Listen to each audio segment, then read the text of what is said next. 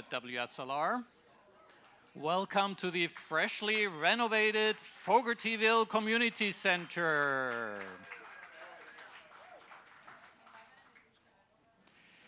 So a little bit of housekeeping here. We are live. We're going to go live in a little more than 10 minutes. And because of that, we're closing the door now. And if you have any business to do, please do it now in the next 10 minutes.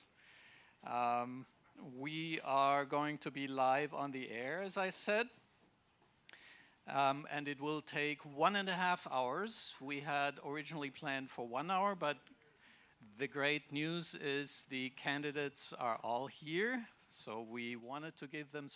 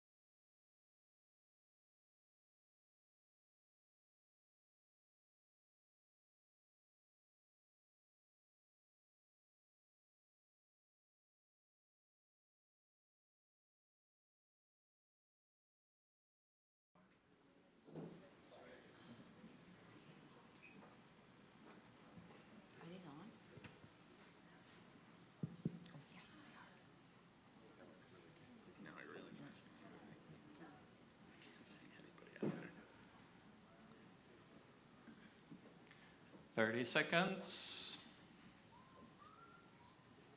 Love that whistle. Wow, actually works. 15 seconds. 8, 7, 6, 5, 4, 3, 2, 1, and we're live. You are listening to WSLR LP 96.5 FM in Sarasota and WBPV LP 100.1 FM in Bradenton. Live from the stage of the just renovated Fogarty Community Center. Welcome to WSLR News' second candidate forum in this 2026 election cycle. I am WSLR News Director Johannes Werner. Moderating the panel are Carrie Seidman, host of the Talk of the Town show here on WSLR, and Noah Bookstein, WSLR News reporter. Please welcome our moderators.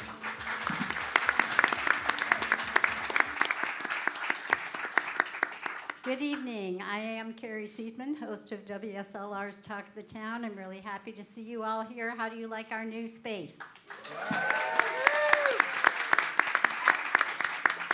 Well, you don't need me to tell you that whoever sits on the dais in the City Hall chambers is likely to influence your life and impact your life more even than the person who sits in the White House. Our city government is involved in almost every aspect of our lives, from fixing roads, providing water, collecting garbage, maintaining our parks and libraries, protecting residents from climate events, and preserving public safety. Both at-large seats in Sarasota City Commission are up for election this year, and 5 candidates are running for those 2 seats. In a first round on Tuesday, August 18th, all city residents will get 2 votes, and the 3 candidates receiving the highest number of votes will have their names placed on the ballot for the general election on November 3rd, excuse me. The 2 candidates receiving a majority of votes in that midterm election will be sworn into office November 6th to serve 4-year terms. We are so fortunate tonight to have with us all 5 of those candidates running. Please welcome our current candidates, Jen Ahearn-Koch, Flo Entler, John Harshman, Yevgeny Khodorkovsky, and Rob Rominiecki.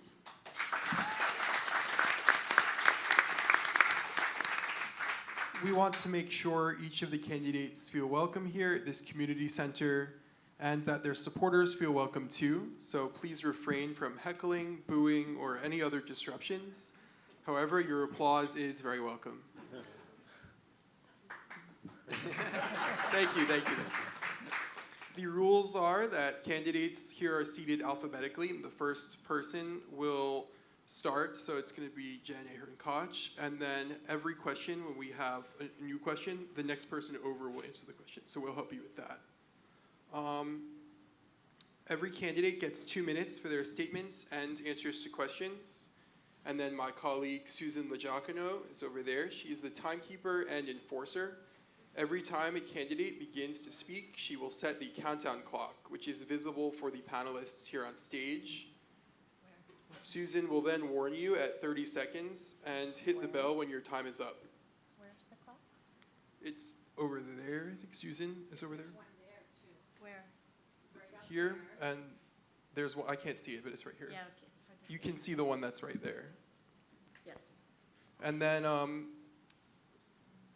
if you're still speaking when she rings the bell, you may finish your sentence, but we will try to move it along. So without further ado, here are our introductions of the candidates. Jen Ahearn-Koch was first elected to the Sarasota City Commission in May 2017 and is now serving her 2nd term. She served as mayor from 2019 to 2020.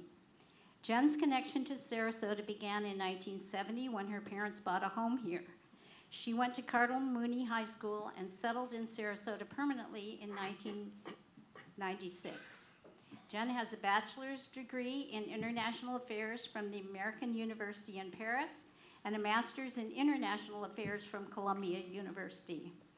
She worked as art director at the Oslo Theater before founding a marketing company that serves local businesses and nonprofits. She was a founding member and president of the Tahiti Park Neighborhood Association and later represented her neighborhood on the Coalition of City Neighborhood Associations, serving on the executive committee. She was appointed to the City of Sarasota's Planning Board, local planning agency, for 6 years before being elected city commissioner. Flo Entler is a 37-year Sarasota resident and small business owner. She has been one of City Hall's most persistent citizen advocates for nearly a decade. Born in the Bronx and raised on Long Island, she was the first in her family to earn a college degree, graduating from SUNY Cortland with a BA in speech pathology and audiology. Professionally, Flo has worked in bookkeeping, law office administration, advertising sales, and human resources. Currently, she owns a local fitness business. She applies the same discipline she brings to training marathoners to public service. Flo has served on the Arlington Park Neighborhood Association board since 2022 and is in her 4th year as its president. She also served as second vice president of the Coalition of City Neighborhood Associations. John Harshman has been a Sarasota resident for 52 years. After graduating from college, he owned and operated a commercial real estate brokerage business in downtown Sarasota for 37 years. During that time, he became an expert in the city's zoning and development codes and volunteered for many nonprofit boards, including Girls Inc., the Pines, the Humane Society, and the Ballet. He has also chaired multiple county advisory boards, including those dealing with impact fees, environmentally sensitive lands, and community revitalization. His background provides a thorough grasp of Sarasota's history, land use codes, and board governance, and his 45-year business background adds a practical, common-sense approach to solving complex problems. Yevgeny Khodorkovsky is our next candidate we will introduce. After living in a dozen cities across the country and around the world, he chose to call Sarasota home in 2019. He holds a Bachelor's of Science degree in Computer Science and Software Engineering from Arizona State University. Yevgeny has spent over a decade building software and leading teams for major technology companies, including Cisco, Salesforce, and various startups. He also manages global open source projects within the Apache Software Foundation. His volunteerism has focused on helping seniors in the community live with dignity. And our final candidate is Rob Rominiecki, originally from Brooklyn, New York. Rob spent 15 years at the landmark Solomon R. Guggenheim Museum in New York City, culminating as Director of Security and Safety. His leadership included management of 100 direct employees, safety training of over 500 employees, and protection of 1 million annual visitors.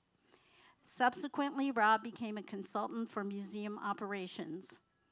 In order to serve as a stay-at-home parent, in 2015, that was supposed to go with the previous sentence. That's why he became museum operations director. In 2015, when Rob's wife Jennifer became president and CEO of Marie Selby Botanical Gardens, the Rominiecki family relocated to Sarasota.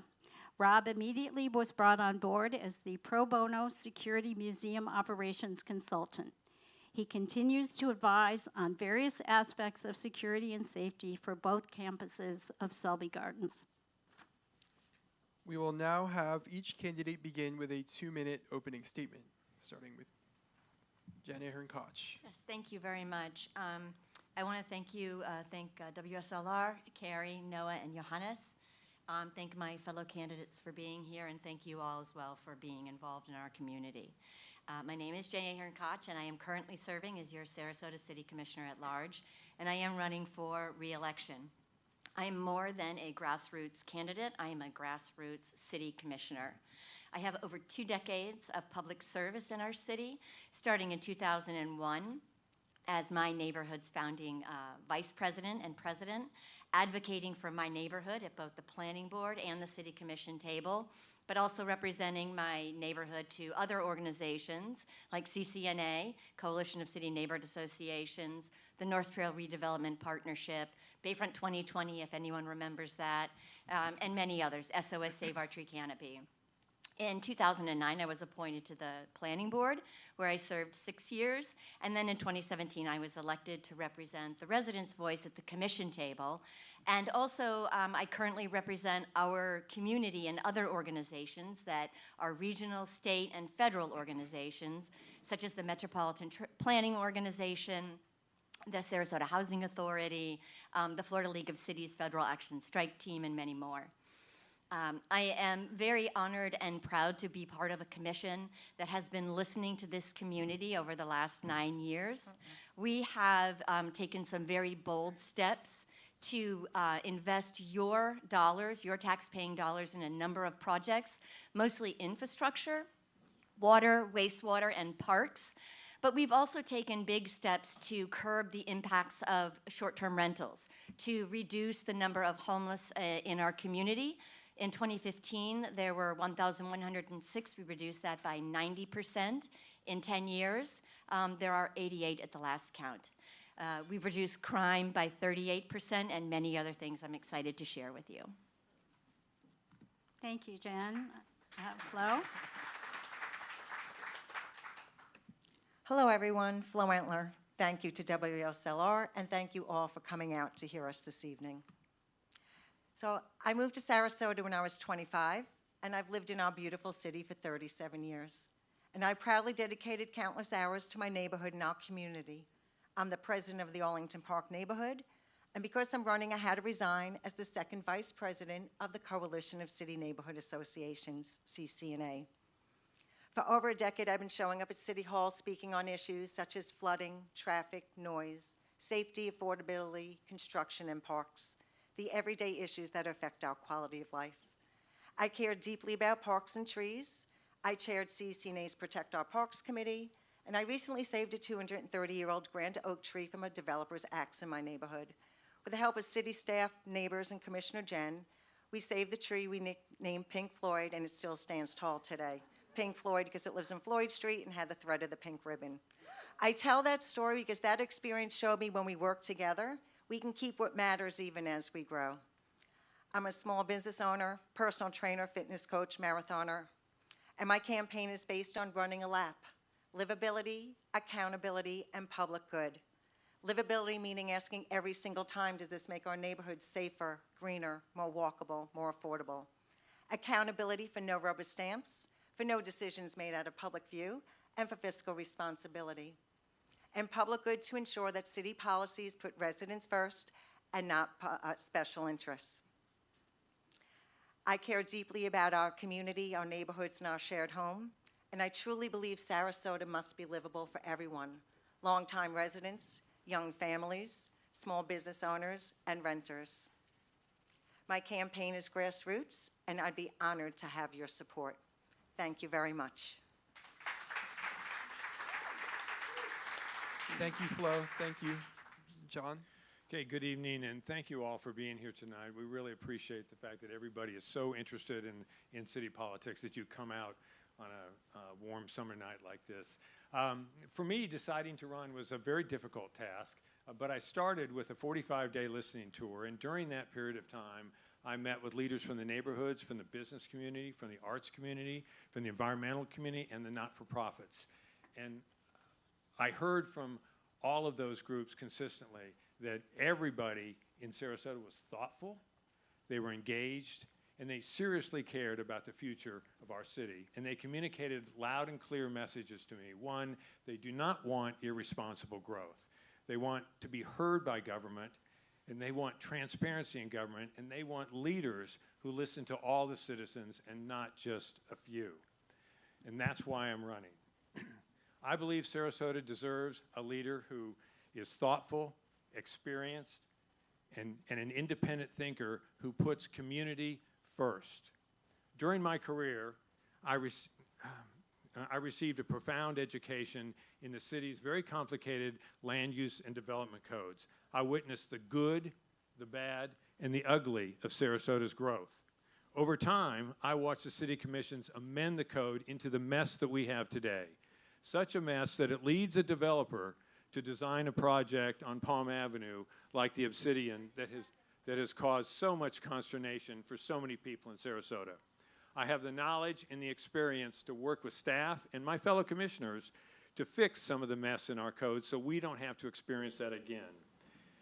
As you heard in my intro, I've served on many nonprofit boards and city and county advisory boards demonstrating leadership and a commitment to helping our community thrive. This city gave me my start, it gave me opportunity, and now I'm ready to give back with the same work ethic and same commitment that has guided me my entire life. Thank you. Thank you, John. Yevgeny? Hi, everyone, and thank you for WSLR for having us. Everybody should visit this venue. It's amazing. It will put any hipster to shame. And my name is indeed Yevgeny Khodorkovsky. It's the longest name on the ballot. You can't miss it. And I did move here in 2019, right next to my parents that have lived here for much longer than that. So my family, my friends, my entire world is in this city, and I hope to raise kids here as well as my fellow candidates have done. So unfortunately, our town is losing its character in just a few short years, and I think that's because the problems the city is facing require modern solutions. So the commission of the last few years has been pigeonholed into deferring to staff, to outside consulting, outside interests. And I really think we would benefit from somebody, or at least one person on the commission that understands technology and how things actually work, so we can make these decisions in a strategic manner. So I am an engineer. I've been doing this for 20 years, and I'm happy to offer this to my community.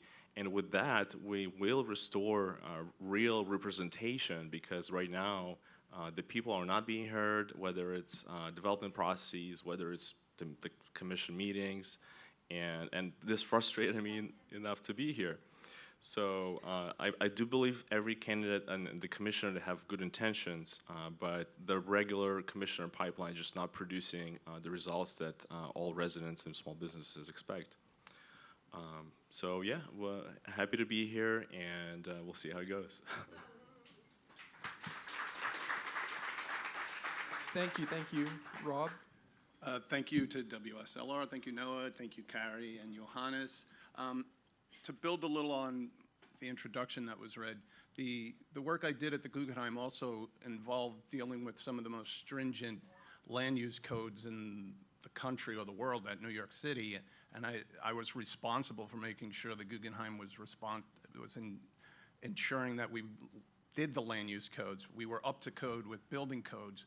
More importantly for me, when I was the head of fire safety codes and OSHA regulations and ADA regulations. And I could definitely bring that aspect to the city. And also, since my family moved here, I sat in the commission for over 80 hours for when Selby went through their battle, so to say, to get approved to build that palace that is there now. And I've learned about all the codes that were needed there and consolidating different land use codes for one project. Also, I'd like to say that we love this city. That's why we moved here. And we love all the people here. And in the past year since I've announced that I was running, I've met with people from every organization and all the neighborhood associations, and everybody cares about this city. And what I want to do is make sure we have a vision for the future. I think we're kind of stuck when we talk about the overdevelopment. I think we're stuck with the SB 180 right now and the Live Local. It pigeonholes us. And I think what we have to do is introduce the ability for people to build something that's not 18 stories and not the highest density that's available, because they're the only people that could afford to build in the city right now. We just have to make sure that we work together and all the voices can be heard. And I think we all want the same thing at the end of the day. We want the best city in the world, and that's what I'm pushing for.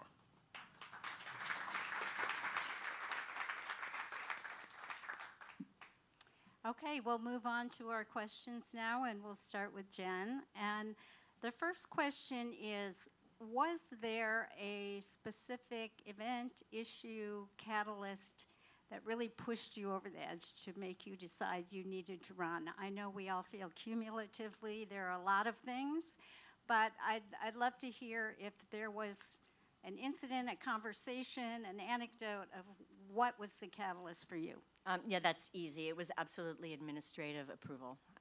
Administrative only approval, I should say. In our city, we have two ways of approving projects. It's approved differently downtown in the city of Sarasota than it is in the rest of the city. In the downtown, if you check all the boxes, so to speak, the project never goes to the planning board, the city commission. There are no community workshops where you can weigh in. Me as an elected official, I don't get to represent you at that hearing because there isn't one. So the community voice is essential as our city continues to grow and develop, now more than ever before. It was introduced to encourage and incentivize development of our downtown. It's worked, and I think now it's time for us to reintroduce the citizen and community voice back into the process. Often the developers appreciate the input from the community. It's a better project when there's a community discussion. And you as residents have authorship over your city and over your public realm. It's really important when you're talking about building a community that you feel part of that community and putting the voice back in the development process. That is essential for us as we continue to grow. Your voice has to be a part of the conversation. Thank you. Flo, same question. Yes, in 2019, we were at our community workshop August 5th for Bay Vista Apartments at the corner of Bay Vista and Tuttle, where Old Doctors Hospital used to be. The next day, I went in next door, and I said, neighbors, we need to rally. The developer was asking for double density that was allowed by the future land use map of 50 units per acre for a small percentage of affordable housing. So 8 of us got together and we formed founding member of Preserve Arlington Park Neighborhood Committee. We became a subcommittee of our neighborhood, and that's eventually when I joined the board. But we weren't saying no to the developers or no that we don't want it. We were saying, please keep it for the future land use that was promised to us of 25 units per acre. And that project was precedent setting, because if it happened in our neighborhood, it could happen anywhere. We had over 1,000 people on our petition. We spoke at the probably 50 people at the planning board meeting, over 30 people at the commission meeting. It was a 4-year battle. It's hard to keep people invested and involved for that long, but we did. The planning board denied that project. Unfortunately, it was an election year, and one of the candidates running told us that they would support us. And when they got in, they voted against us. So my promise to you, because I know what it feels like, I will never do that. I will never go back on my word. My word is my word. So that was what got me very involved. And then I got involved with my neighborhood, CCNA, and showing up at commission meetings for over a decade. Thank you. John. Thank you, Carrie, and you're absolutely right. There's a number of issues that brought me to this table. I think a couple things, though, is that going out on my listening tour when my wife and I were first talking about me running and hearing from people, I got the, are you crazy sometimes, but I also got a lot of real strong support from some people that I highly respect, and that was a real strong encouragement. But if there was one issue that really kind of tipped the bucket, it was when the city spent $7.4 million of your tax dollars to buy 2 non-adjacent parcels on First Street across from City Hall. They bought some of the most expensive off-waterfront downtown property that they could have to build this dream 2 12-story buildings of affordable housing. And anybody that's in the business understands that when you buy a lot that's only 100 feet deep, there's some built-in inefficiencies there. You cannot build affordable housing when you go over 5 stories. Just the cost for construction gets too much, the engineering that goes in. And this was all driven by emotion from the staff. And I watched the then city manager kind of gin everybody up and gin up a lot of the people in the community. We've got to get this done, and we've got to build it right across the street to make a statement. And you don't make statements with tax dollars. You try to deliver a product to address the affordable housing issue, which was an admirable approach, but that lacked total business um, detail, and it lacked everything but emotion, and that's what drove the day. And if that was the one issue that really brought me to the table, is that I can't see my tax dollars and your tax dollars being used irresponsibly for buying some of the most expensive properties, for properties that you need to be able to buy for affordable housing. Thank you. Thank you, John. Yevgeny? Thank you. Yeah, so I wanted to say is because Jen always says there's not enough young people in politics, but truly, we moved here or stayed here because this is paradise, and you go to the beach, and okay, now you found out you have to pay for parking. You go to downtown to get coffee, and you can't see the sun because there's a concrete wall staring back at you. And candidates always, they go on listening tours, and the problem is the listening tour ends when the election ends. And I spent years listening to commission meetings and going to them, and the voice of the resident is just not being heard. And this is why I'm running. And I moved around quite a bit, like literally dozens of cities. And at some point, you have to stand up and say, let's preserve what's good and fix what's broken, and this is why I'm here. I didn't think I was going to do it. I'm not a politician. I have a slight aversion of public speaking, but I thought if I don't do this right now, our city is going to get ruined, and I have to move again. Thank you, Yev. And finally, Rob. Thank you. The impetus for me running originally was, I'm from an arts and culture background, and I really care about all the organizations here. We have one of the top groups of arts and culture organizations in the world. CNN just said we are the #1 travel destination because primarily of our arts and culture organizations. And I think I could bring something to the commission where I understand how these organizations work. They're nonprofit. It's a struggle to make ends meet at the end of the day. They're not trying to become some big conglomerate. They're just trying to put out a product which is art, and other places like Moat and Selby, which is cultural and botanical and research. And that is why I started thinking about running, because I think I could help both the organizations in the city and the people of the city understand what goes into these organizations. It's about education for children, for adults. It's about research. It's about great exhibitions, great performances, and it's also economic impact. The last study that was done was in 2022, coming out of the pandemic. The arts and culture organizations of our area had $342 million of economic impact. That's bigger than our city's budget of $303 million this year. So that was the impetus. Then learning about all the other things, but you just wanted why I wanted to run. So thank you. Thank you. Thank you. So our next question is, how do you finance your campaign? And we'll start with Flo, and then go towards John and end with Jen. I'm 100% grassroots. I have no money from special interest that will have any projects coming in front of the City Commission. I am 100% grassroots. Thank you.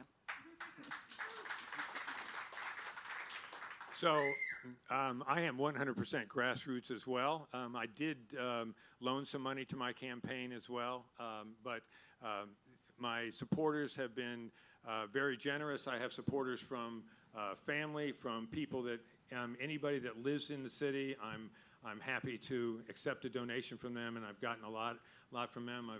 From some of my old friends from New College have looked me up and have sent me donations. In fact, I got a donation from a person who is a sitting city commissioner in Berkeley, California, and I was very proud to get his support.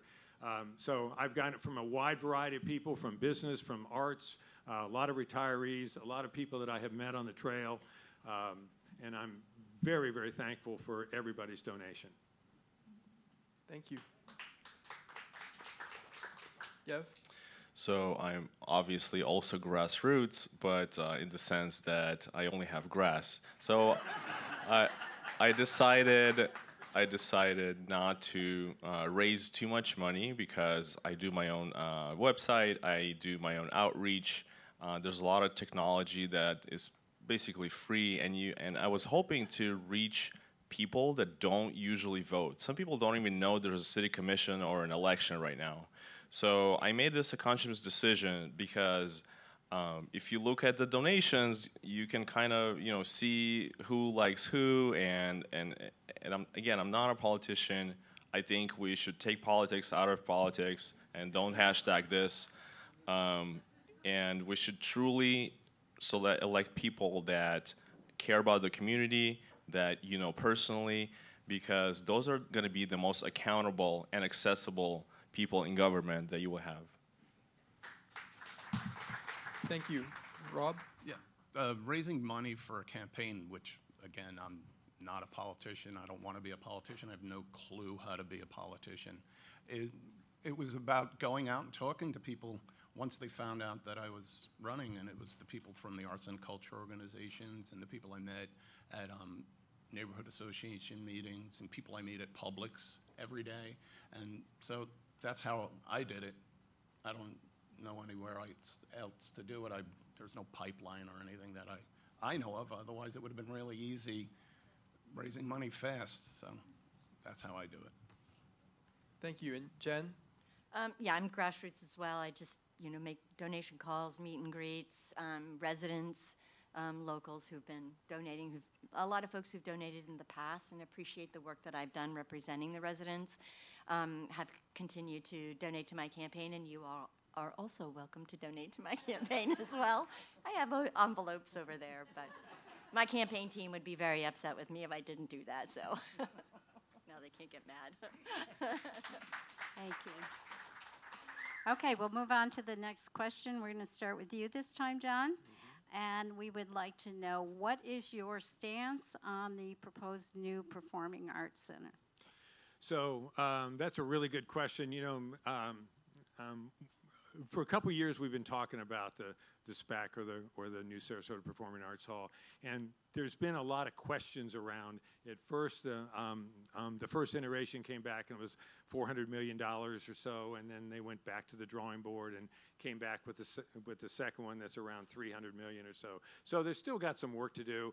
I met with the leadership of the foundation, which is who's driving this, really to get kind of an up-to-date position on where they are. And my position from the beginning has always been that the city taxpayers have already given enough, in that they have provided a very expensive piece of real estate for the location of this down by the bay. They've also, initially, they gave about $1.1 million in tax dollars to help the initial start and the initial drawings of the SPAC. And then they also created the TIF. Now, the TIF is based on the ad valorem tax generated in 2019. Unfortunately, the county has seen some issues with what SPAC has proposed, and so they have taken out their 50% portion of the TIF and set it on the side. So the foundation really needs to get with the county and address those 4 or 5 questions that the county has about how the SPAC would be delivered. At the end of the day, we would all love to have a new performing arts hall. We need to keep the Van Wezel. It's a historic building. It's going through some renovation now, and it needs it. It needs some resiliency, obviously. But we need to keep that building as well. And if we get a new performing arts hall, it won't be on the backs of the taxpayers. Thank you. Yev? Thank you. So we had a competition of who likes art the most in another forum. We're gonna skip that today, but yeah, the TIF, it should be pronounced theft, because it's really taking money from residents and from current and future, and sponsoring city development again that not everybody's going to use, and if somebody's going to use, it's going to be once or twice a year. And I love the arts. I think the Van Wezel is a historic monument. I think we should renovate it. I know people think it's inaccessible, or the tech is not there. We can renovate it and put everything that needs to be in there. So I'm a big proponent of historic preservation. So that's what I think we should do. But again, it's my personal opinion, and I'm running to represent people. So we'll bring the residents to get feedback, And if the foundation can find the money to cover, what the city would otherwise provide, I don't mind it at all. That's it. I hope we get to talk about the tax and the budget, because that's kind of the biggest thing that I have problems with here. Thank you. Sorry. Rob? Yeah. I'm in favor of the Performing Arts Center in the aspect that I think the city and the Performing Arts Foundation needs to sit down and put together a contract that has deliverables. If there's TIF money there, and we don't know what will be there, if the new homestead reduction happens, then whatever is available is available. But we shouldn't throw money, taxpayer money there. I think if we have deliverables for the Performing Arts Foundation, and you have dates of that, they can raise the money, but they won't be able to start raising the money they need until there is an actual contract that lets people know that this can move forward. The TIF is already there. Whatever's in it, we can't take it away from that because that's contractually obligated there. So if we could get that moving forward, they can raise the money. We have one of the most philanthropic areas in the country, and if they've proven it. This neighborhood and the people who live here with Selby, they've proven it with Moat, they've proven it with other organizations here. So I think if we give them a chance, and I think it'll be a really great thing for this city. We need to move forward. The Van Wezel is great. I have history there too. Our son graduated from Pineview and did a massive drum solo while being lowered down into the pit. So I mean, I love it, but I don't think it's where we need to be in the future, and I would love to keep it there as is, or maybe as an open-air pavilion, or something in that aspect. It's definitely part of Sarasota's history. So I think we could have both, and I think it can be done, and I think it wouldn't have to be as much money from the TIF or the taxpayers if we just allow the Performing Arts Center to start doing their work and raising the money with a guarantee that this is going to move forward. Thank you. Jen? Thank you. So right now I'm completely neutral. I'm like Switzerland on this issue. It's a valid discussion. It's a valuable discussion. It's a good discussion for us to be having as a community. Thinking about our future in arts and culture, and is there a place for a 2,700 or 2,200 seat performing arts center, taking into account all of the factors, our proximity to the Straz. Would it be better, this kind of facility somewhere else, or is Sarasota the spot? These are all really valid discussions. But if the taxpayers are going to be on the hook for the financing of this, then we need to be having a whole lot more data. We need to figure out wants versus needs. And the community right now, what we have signed is a partnership agreement with the Performing Arts Foundation, and that binds the city to half of the construction cost, all of the maintenance, all of the infrastructure, all of the permitting, and all of the parking.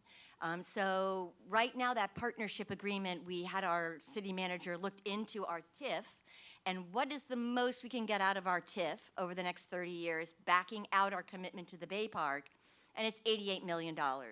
So the Performing Arts Center had $400 million, now they've taken it down to $280 million, and our partnership commits us to half.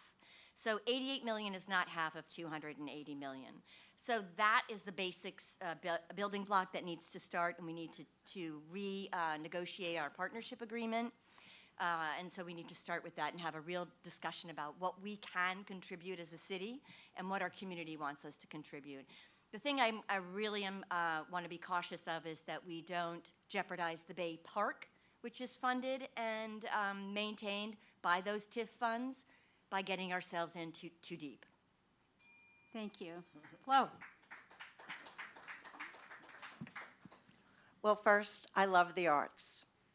My husband works for a local nonprofit, well-known nonprofit theater in town for over a decade, and we support many local arts. Actually, we have a brick right outside that says Kindness Rocks. We support WSLR. So I'm happy we're saving the Van Wezel, our purple icon, our history. And I think a new performing arts center would be great. But as a commissioner, what I have to do is balance passion with fiscal responsibility. So at this point, we know the county is not giving us their portion of the TIF funds. I think the city's TIF estimates may be a little high because we have a softening housing market. We're not sure what's happening with property taxes. At least it's not a complete elimination of property taxes, but we will be getting less money, and I'm assuming that will pass because in 2018, there was a different amendment on the ballot for property taxes, 60% to pass. It only failed by 2%. So the path that I see forward is let the foundation raise the money, let the city build the parking garage like we always said we would at a cost of $60+ million to the taxpayers, and let's give them the land to build it. But what I will not support is an increase in taxes or a decrease in services to our residents.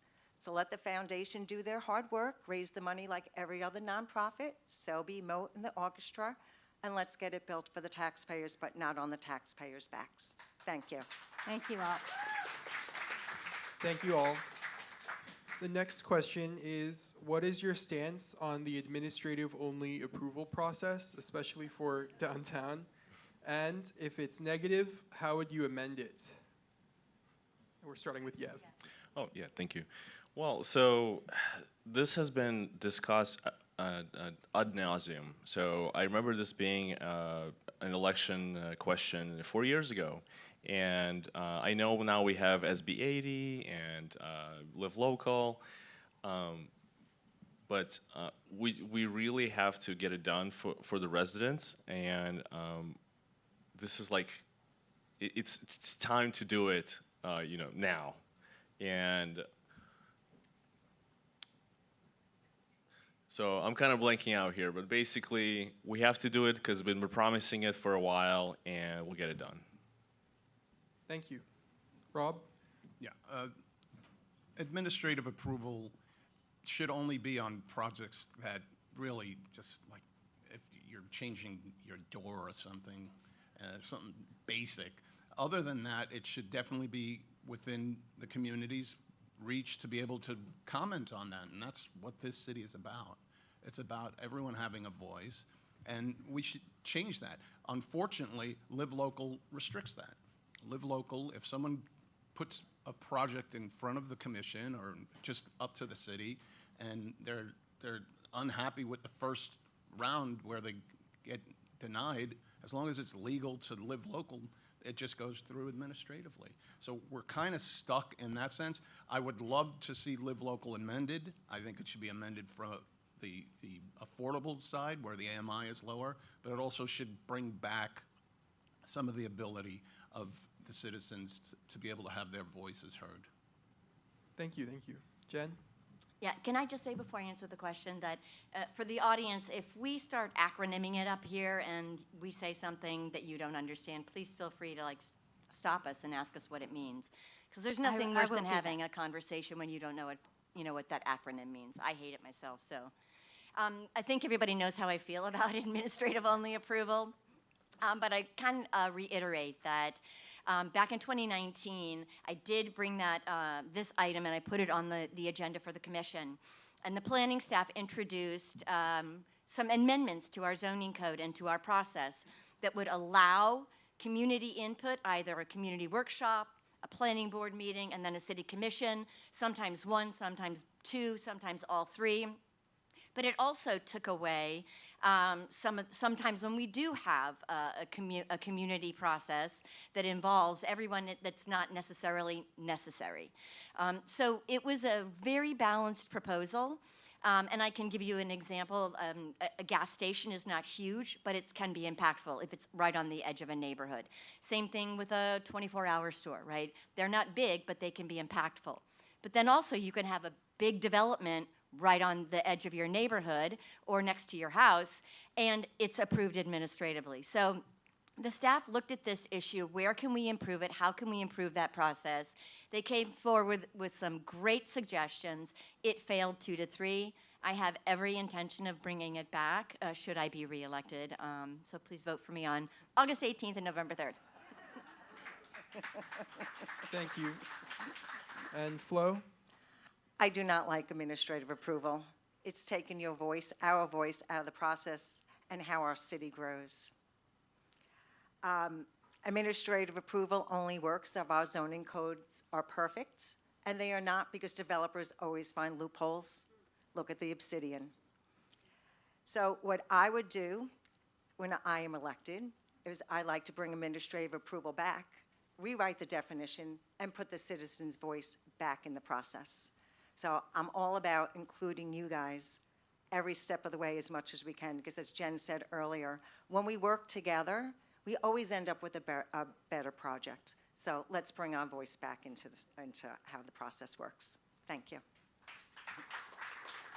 So just to be clear, administrative approval means that if a project meets the code, dots all the I's and crosses all the T's, then it gets approved by the city's administration.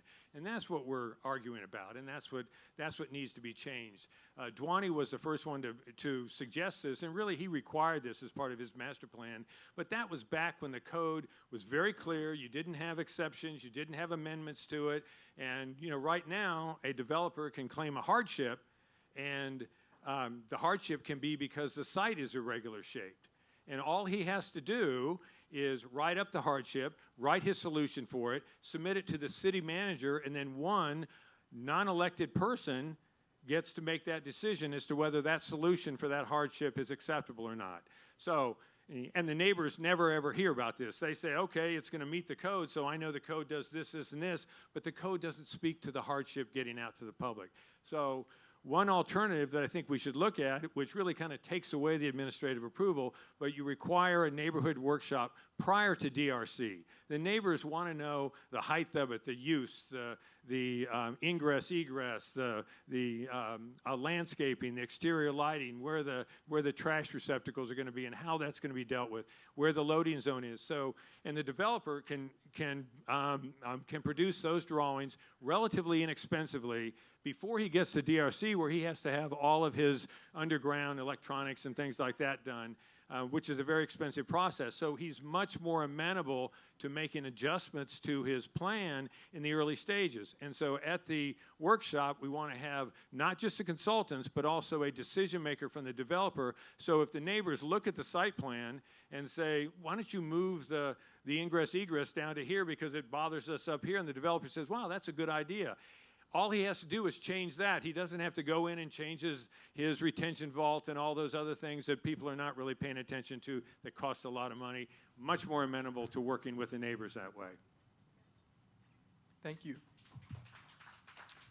Okay, we'll move on to our next question. Almost every day I walk over the Ringling Bridge, and at both ends of the bridge, I look down, and I'm reminded of all the storm damage that remains that has not been repaired. Both parks on either end of the bridge are you can't even access them. So a lot of that damage remains unrepaired while we're in a budgetary crunch, with the potential to lose even more money. Do you have a plan for how to take care of those things within these constraints? And I think we're starting with Rob on this one. Obviously, the devastation of the hurricanes hit certain areas really hard, and particularly by the bridge, Hart's Landing got devastated. I think moving forward, having FEMA not pay any money back for years now is really hurting us, and I know it depleted like 80% of our reserves cleaning up from the hurricanes. The plan I would have, if the money's not there, we should allow private citizens to be able to build back on public land. I know at Hart's Landing specifically, there's someone who would willingly put money into building it back with resilient materials so it could withstand the next storm. And maybe we have sponsorships. My son and I, we used to fish at Ken Thompson Park on the piers there, and they haven't been put back either. Have an organization or local businesses sponsor a rebuild there, like they sponsor cleaning the highways. I think if we don't have the money, it has to get done because it's a part of who we are as Sarasota. We fish. We're by the water. We're one of the most beautiful places in the world. And to do that, I think the whole community could be part of that, but a way to finance it would be sponsorships, I think. Thank you, Rob. Jen? Yeah, it's pretty complicated putting our damaged parks back together. Anything that is along the waterfront, you need special permitting for it. It's often from the Army Corps of Engineers or the West Coast Island Navigational District or sometimes Swift Mud. You need all kinds of permitting to make sure that we're doing it the way we should be and supposed to be doing it. Because when you touch the water or the ground of the bay, it has impacts that they want to make sure that you're not disturbing the seagrass or the coral and things like that. So it's extremely complicated. You have to make sure you have your permitting in place, and that's one of the reasons why it's so time-consuming. Also, we need to be reimbursed by FEMA. We must get that money back. They don't reimburse us everything, sometimes 70, sometimes 85% of it. We spent $20 million about. We want that money back. We want to be reimbursed. And when FEMA was paused, we had to pause. And so if we went forward with the repairs, we risked not getting reimbursed. I'm not going to risk up to $20 million. And we're just, thank you everybody for your patience on our parks repairs, especially along the waterfront. They will happen. FEMA is starting to pay, and they are working again. So they should be happening very soon, and that's what we're doing. Thank you. Flo? Yep. So just like Jen said, unfortunately, our hands are tied because of FEMA reimbursements. If we started repairing the parks, we would not get the money. So I think once we do get, well, I think right now we're starting to get FEMA money from Hurricane Milton. Is just starting to roll in. So it takes years for this money for us to be reimbursed, so we definitely have to be patient. It does really stink that most of our waterfront parks are not accessible, and I understand the pain that everyone feels with that. But we have to be patient. We have to wait for the money. We have to wait for all these different entities to work together so we can get the permitting, making sure we're doing everything correctly. And we need to build it back better, stronger, and more resilient. Thank you.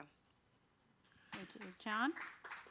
So it is frustrating to have to work with state and feds to get permits and also to wait for the funds. However, we could do things a little bit better. We didn't have to spend $7.4 million on First Street properties. We could have used those funds to help us out after the hurricane, but no, we spent those funds before that. Additionally, when you look at the improvements that the city did to John Ringling Parkway going out to the bridge from the traffic circle, they did a great job of re-landscaping it, and then FDOT comes in and rips it all out and starts their work on John Ringling Parkway. So we need to have a little bit better coordination with city staff and also with FDOT. It's a frustrating process, but we can do it a little bit better. Thank you. Thank you. Yep.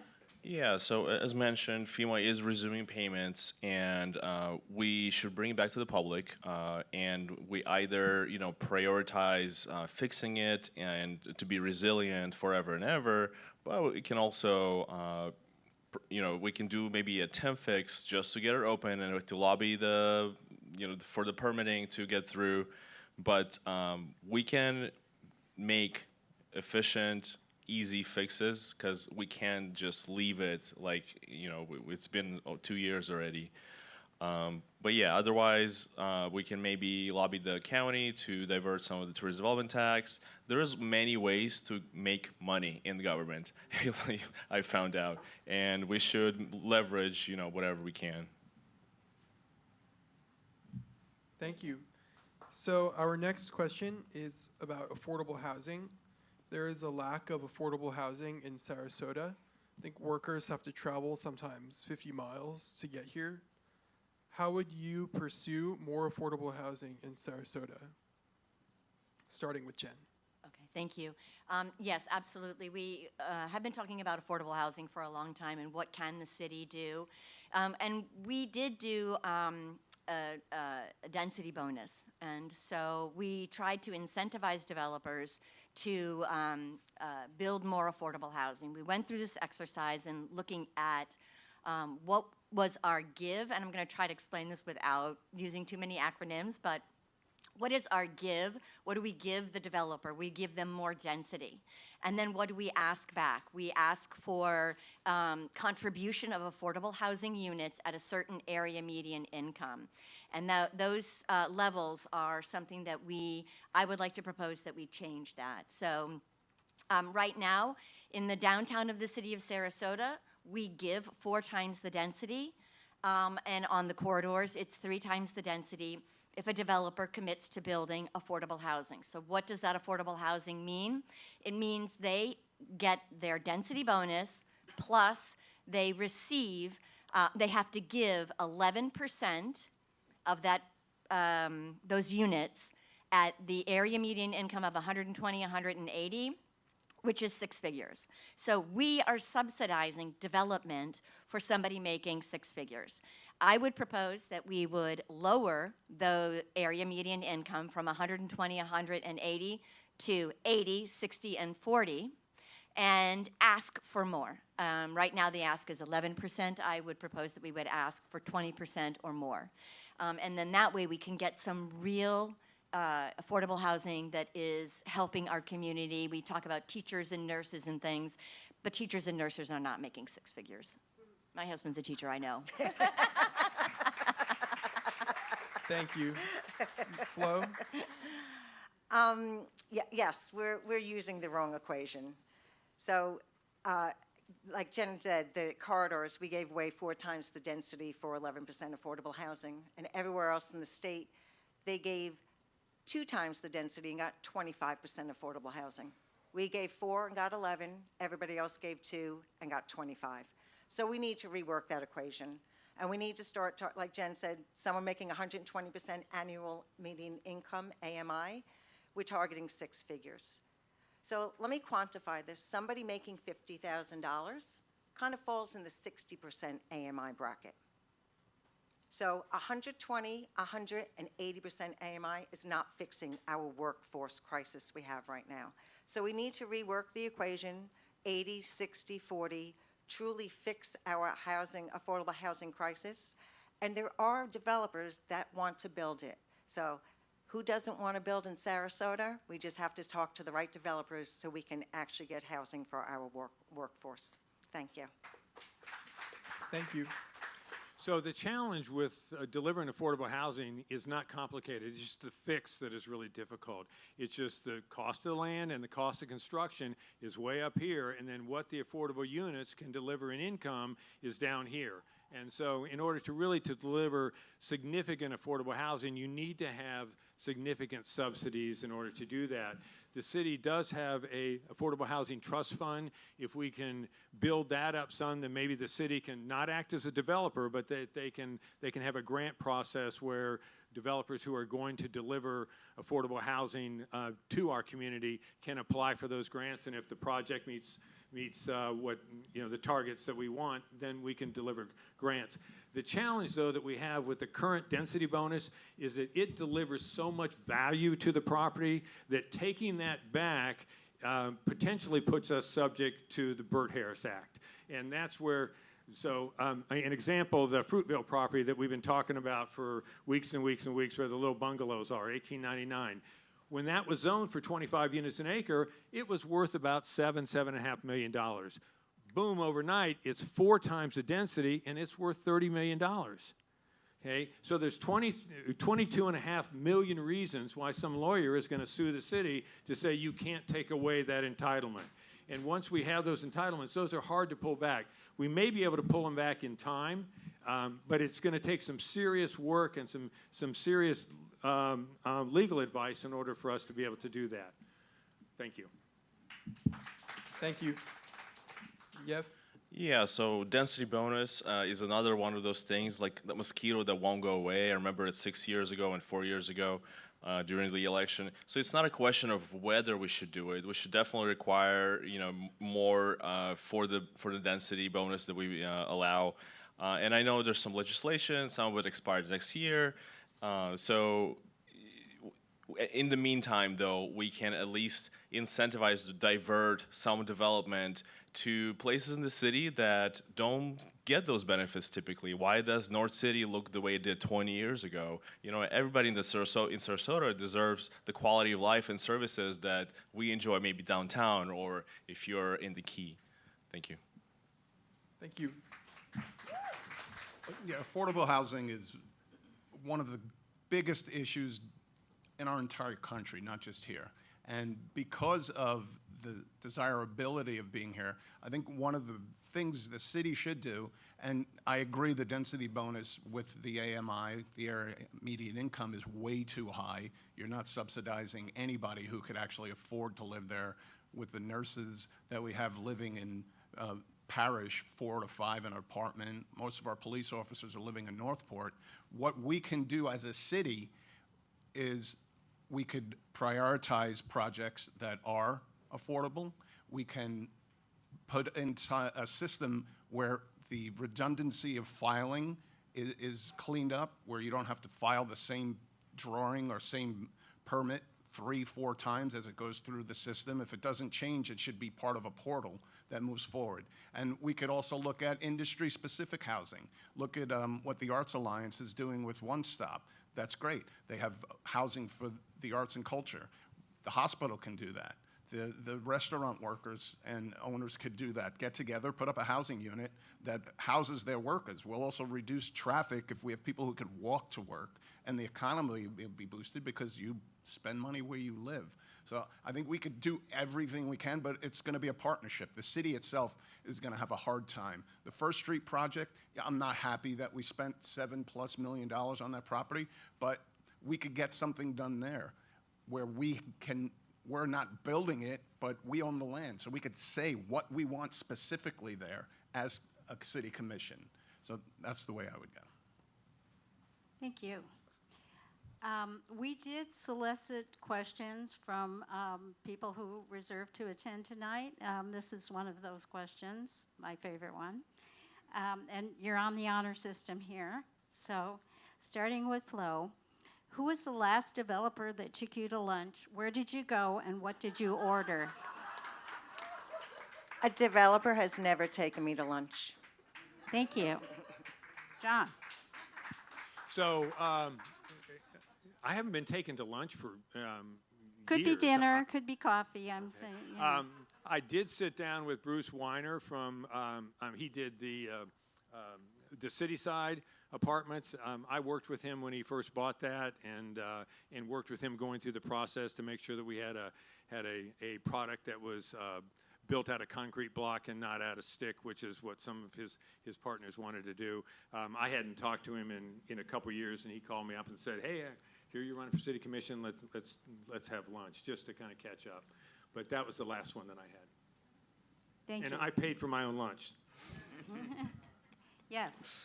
So thankfully, it was mostly people that care about the community. It's my neighbors, it's organizations that, well, I can't really disclose probably because they would be considered I'm taking endorsement, but it's really people that really care. They live here. They want to see this town preserved, and I'm happy that it's that way. The last person I went to have coffee with is Bob Bunting from the Climate Adaptation Center.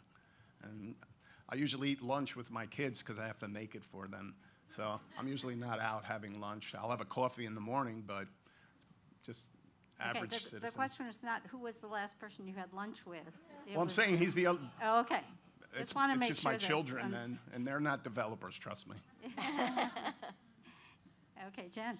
I have not been taken to lunch by anybody since I'm elected. I don't allow it, or dinner, or anything else. I would say I did have lunch with William Russell about 3 years ago. Explain who William Russell is. William Russell is the CEO of the Housing Authority, the Sarasota Housing Authority. I serve as the liaison to the Housing Authority. So we did go to C'est la Vie for lunch. I had a salade nordique. What was the other question? God, what a memory. It's what I always get. And who paid? I paid for me. He paid for him. Okay, great, thank you. Thank you. So The city just raised its parking rates. What do you think about this? And are there other ways to fund parking or encourage other modes of transportation? We're starting with John, I believe. Yes. So I've been pretty critical about this whole process of going through increasing the hours for the parking, and they also increase the fines cost. And two issues that I had with that was that one, when the parking director presented it to the city commission, he didn't present it that I've looked at my department and these are the areas that I can cut, so I've got this big expense. We've got to do the elevators and yada yada yada, but these are the expenses that I can cut from my department, so it's going to be less that I'm going to ask you to try to cover. And he didn't do that. He just went to the commission and said, I want to put it back on the backs of the users, the taxpayers, the people that come downtown and out to St. Armand's. The other thing is that he did not talk to the merchants downtown or the merchants out on St. Armand's, and those are the people that really feel this. Now, I think that there are other ways to fund this. I was really surprised to find out that they have to fund new elevators in there. Those are capital expenses. Anybody that manages property knows that you put money aside each year for those capital expenses. That's elevators, air conditioners, and roofs, some of those other costs like that that you put reserves in. They hadn't done that. And so it came back to the city as, this is the big nut that we've got to cover, and these are my two solutions. We can increase the rate, or we can increase the hours. And I was unhappy with the way that it went down. And I think that we need to have a community discussion about how we can fund this. Obviously, there are some users that rely on the street parking more than others. But there are other ways of funding it. Venice doesn't charge. Naples doesn't charge. There are other communities around. We need to get that information so that we can come back with a system that is not always just put back on the end user. Thank you. Thank you. Thank you. Go. Thank you. So any candidate that did not get invited to lunch, I will invite you to lunch. You might have to pay for it yourself, but let's not leave you out. So I've been talking about parking before it was cool. You can see commission videos from 2 and 4 years ago. And I'm glad finally the commission came around and understood that it's a true burden. It removes the freedom to live and be outside and do things in your own city. And the main problem here is, the justification is like whoever is using parking is paying for it. Sure, but the tourist that goes to St. Armand once and pays $2 is not as impacted as somebody that lives here and pays $50 or $100 a month to just be outside. So this is an issue with just how budget operates in general currently, and there's the city population grew 5%, and the government grew 20%. The tax revenue grew 25%, and that's just adjusted for inflation. It doubled otherwise. So the residents and local businesses, they are absorbing the burden of growth, and nobody's talking about it. And if you go around and you talk to people, oh, I'm being squeezed by my government and I don't see increase in services. This is why. So we really have to see how we rebalance the burden of growth away from the residents. That's okay. I'll give you back some time. Thank you. Rob? Yeah, I would love to see free parking, as John said, Venice, other places. I just went to Greenville for a benchmarking trip, South Carolina, where they have free parking, and they're a similar sized city. They have about 70,000 people there too. And it's in my opinion, what government should do. We should deal with the safety of our people, and we should deal with the infrastructure that makes our lives as easy as possible. Are we paying parking fees to just pay for a parking department? Are we paying for the equipment that makes us pay? I would like to look into specifically where every penny goes. And then if we do need to have paid parking, I'm sure it's nowhere near what it is right now. So I would like to investigate deeply into where every dollar goes there and make sure that we're not just paying for the equipment that we have to pay for anyway. Yes, so I would love to get an email from all the candidates and from all of you. We are having a city commission workshop on Monday's meeting. I brought it up at the end of the meeting that, we are experiencing some hardships with our parking department. The commission agreed, and we are having a workshop on August 31st at 10 a.m. at City Hall. The public doesn't speak, but you can please email us your ideas, your solutions, anything you have to say. Please email all the city commissioners. So I invite you all to do that, including the candidates as well. I was just at a meeting right before I came to this forum tonight for Rosemary. They were having a meeting with the merchants about their parking issues. And I learned tonight that the daytime parking, up to 60% of it is taken by construction workers who are doing construction projects throughout the city of Sarasota.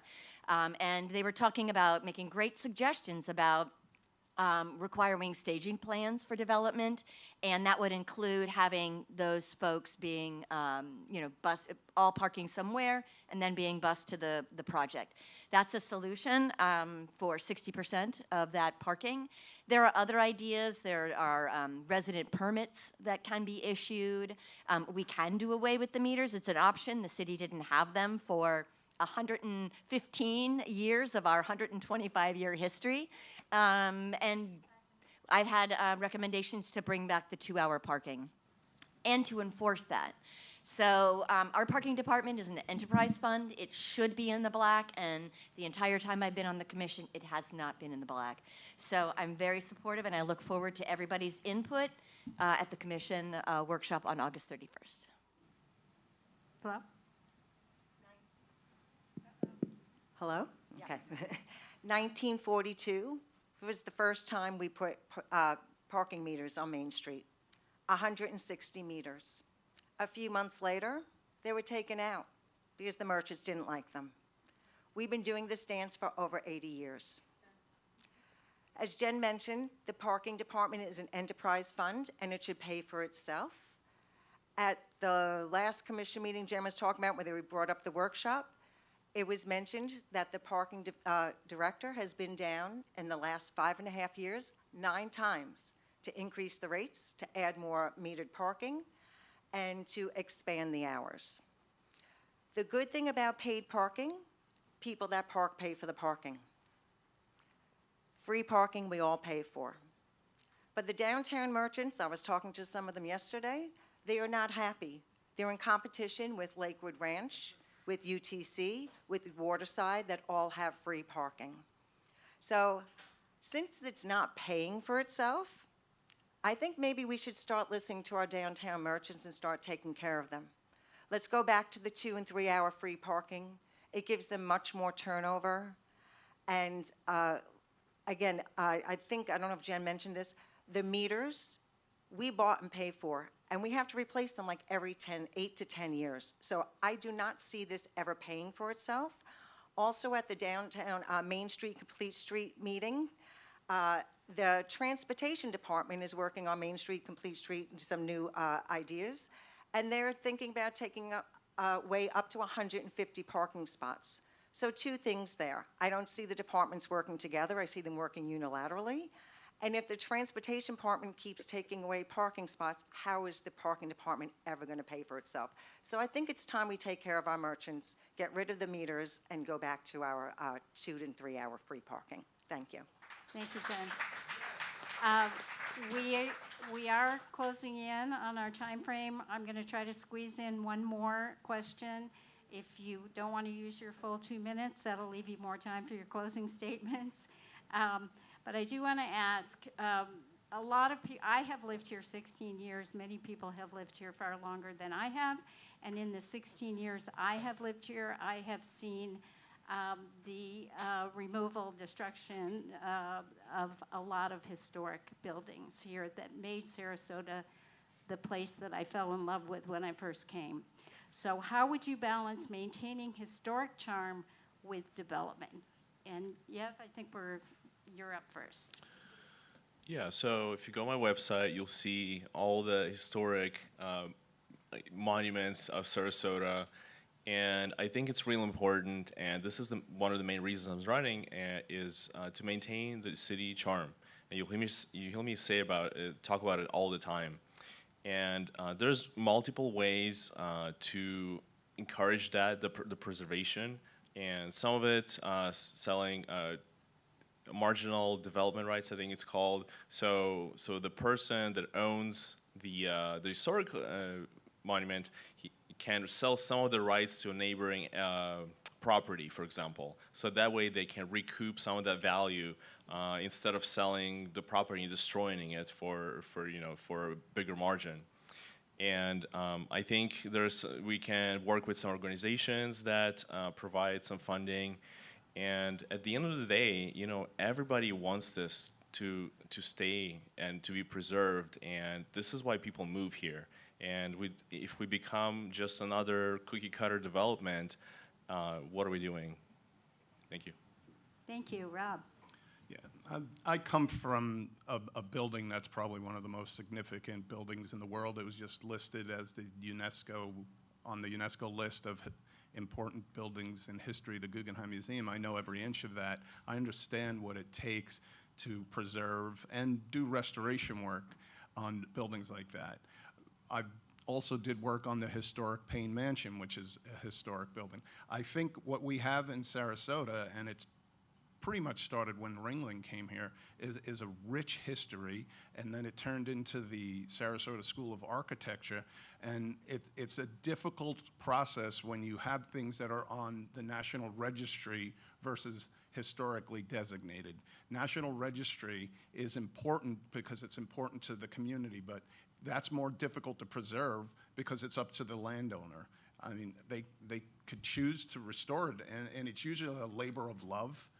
If you have a project like that, or you own a piece of property, and it's very expensive, but there are funds. We have a great historic preservation society in town, and I would work with everybody, and I would encourage it, because we can build to the future and preserve the past at the same time. But it is definitely definitely not a one-stop shop where you could say, okay, we're going to fix that building. It takes a lot of people to get involved. You have a lot of regulations you have to work with that the city doesn't have any control over. But if we can work together and we can encourage it and work with the organizations that have the ability to help fund restoration projects, I think we'll move forward with everything else. And as long as we keep the fabric of what is new looking like what we love about this, the Sarasota School of Architecture and the Ringling, the Italian architecture that he brought, I think we could have a greatest city in Florida. Thank you, Jen. Yes. Anybody who's interested in being more involved in historic preservation, I'm looking at you, Carrie. We do have a historic preservation advisory board. So we also have 20 other advisory boards if anybody's looking for something to do to be more involved in the city. So that is a really valuable board, and historic preservation is near and dear to my heart. The city has created a transfer of development rights program, which does incentivize historic preservation. So it requires the property owner to have a designated historic structure, and then they can trade some of the value of that on a market and sell that value of height and density. And that way they can recoup some funds to preserve the historic structure and also have a profitable situation for themselves. It's a new tool for us. We recently adopted that, but I think the city is going to continue to look into other tools that we can use. We have the historic designation district in Newtown. That's really valuable. We have over, I think, 800 structures. It took about 20 years. It's the largest Black historic district in the state of Florida and one of the largest in the country. And that gives people opportunities and options for grants, low interest, no interest grants for renovation of their homes. And so it encourages and incentivizes historic preservation, because we can't make somebody not tear their house down. If it's historically designated, then they go through the process. If it is not, we have no power over them. So it's a voluntary situation in the state of Florida. Thank you. Flo? Our historic structures are one of our biggest assets. I've spoken at City Hall many times to preserve our history. McClellan School, Palm Avenue Apartments, the Coastal Hotel, the Mecca Alpen House, to name a few. Some we saved, some we didn't. So what I see is that we could give more incentives to people and make the process easier if they want to preserve and restore their historic home. As Jen mentioned, we do have a historic preservation board, and they do vote on things, and the commission doesn't always follow their lead, and I think that we can maybe do better with that as well. So anything we can do to save what history we have left, I am all for it. Thank you.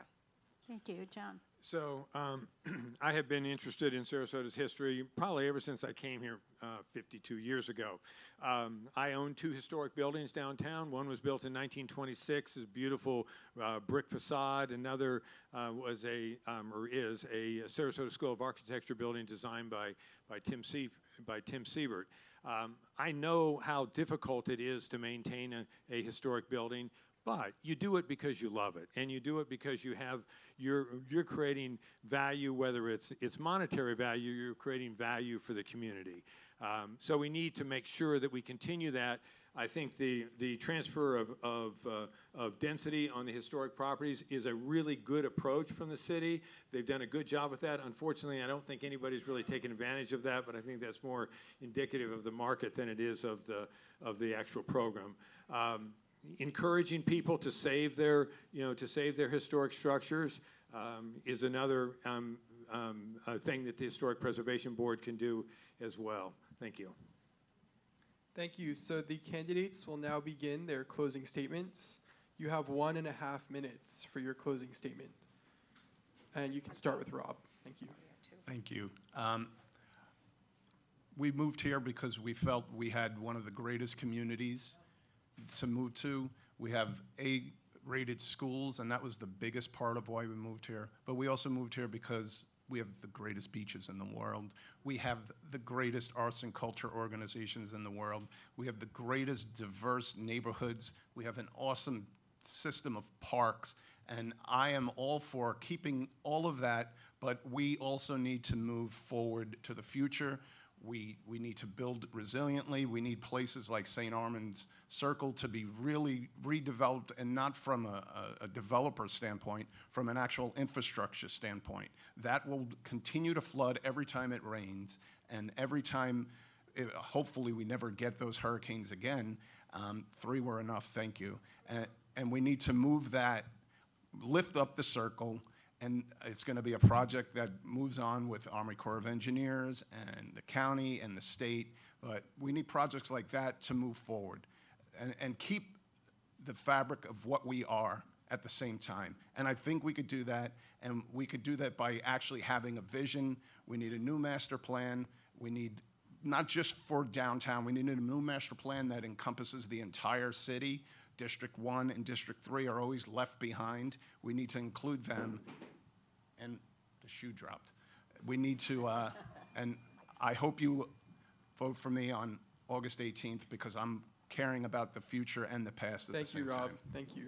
Jen? Yes, thank you. Thank you, WSLR, again, for hosting us, and thank you all for being here, and thank you to my fellow candidates. I am Jen Ahearn-Koch, and I am running for re-election to the City Commission of the City of Sarasota. Those of you who know me, you know I show up, I do my homework, and I am dedicated to this community. My experience and my commitment are not a campaign promise, it's a proven track record. I hope to earn your vote on August 18 and November 3rd. You have 2 votes, and I hope to have one of them. If anybody would like a yard sign, they are over there. If you would like to get some of my information, materials, if you would like to contact me, I have both my city card, because I am currently representing you at the city, but I also have my election card over there as well. So I hope to earn your vote, and I hope to earn your support on August 18th and November 3rd. Thank you. Flo? Thank you, WSLR, and thank you, everybody, for coming out and taking the time. So I received my first attack ad yesterday. Lucky me. And I am the candidate of no. They're not wrong. I say no to overdevelopment, and I say yes to responsible growth. I say no to the 4 times density we gave to the developers for a lack of affordable housing, and I say yes to rolling it back and truly building workforce housing. I say no to selling our parks and commercializing our parks, and I say yes to the Bobby Jones Nature Park, which we now have preserved in perpetuity, and I was actually at that ribbon cutting yesterday. And I said no to the permits, demolition permits for our historic structures, and I say yes to historic preservation. So I'm proud of my no's, and I'm proud of my yeses. I'm running to be your voice because I don't think we're being heard. I'm here to listen to you, learn from you, and stand up for you. And as your commissioner, I will have an open door policy, and your priorities will be my priorities. Please visit my website, voteforflo.org. We have over 25 of my 50-plus speeches, so you can see what I've been fighting for. I've been walking the talk for a long time. My campaign is grassroots, and I'd be honored to have your support. Spread the word, a sign in your yard, a donation to my campaign, and of course, your vote. A vote for me is a vote for you a vote for you at City Hall. Together, we can repair what's been broken, rebuild trust, and make Sarasota livable for everybody with the quality of life for all to enjoy. Thank you. Vote for Flo. John? Again, thank you all for being here tonight. We really appreciate your attention. 52 years ago, I arrived in this city with nothing but $20 in my pocket and a boatload of enthusiasm. Since that time, this city has been my home, my passion, and my life. And now I want to be your next city commissioner. Now, serving as a city commissioner is a serious responsibility. It requires profound understanding of the very complicated city codes, proven leadership, and a clear vision. Over the past 4 decades, I've served our community as a business owner, a civic leader, a board member, and most importantly, as your neighbor. And our neighborhoods are our lifeblood of our community, and your voices deserve to be heard. I've guided businesses and nonprofits through our brightest economic times and stood resilient during our bleakest recessions. Look at my resume. Every single entry is correct, honest, and verifiable. I don't need on-the-job training. I already understand the complex land use codes. I know how the city finances work, and I bring a history of bringing people together to solve difficult problems. I'm not asking you to gamble on potential. I'm asking for you to vote for me based on my proven results. My name's John Harshman. I'm the qualified candidate, and thank you so much for being here tonight. Thank you. Yeah. Thank you, everybody, for attending and listening. And this has been a great experience for me. And we actually have a great lineup. A lot of people from the industry, from corporate, from community. So unfortunately, if I had $1 for every time somebody told me that they were bringing my voice to City Hall, I would probably be donating to my fellow candidates not sitting here. And this is why I'm running. I think experience is important, but I think humility and self-awareness is even more so, because the commission is a representative body, and there was no representation for a while now, and this is why I'm here. So vote for the person that brings something new to the commission and that you think will truly listen, acknowledge, inform, and represent you. Thank you. Thank you. I want to thank the entire audience and our listeners for listening so attentively to, and please help me give a round of applause for our 5 commission candidates: Jen Ahearn-Koch, Flo Entler, John Harshman, Yevgeny Khodorkovsky, and Rob Rominiecki.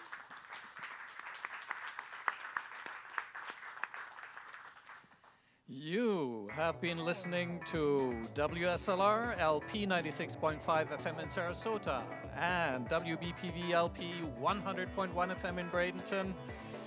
This has been the second candidate forum this 2026 election cycle with WSLR News.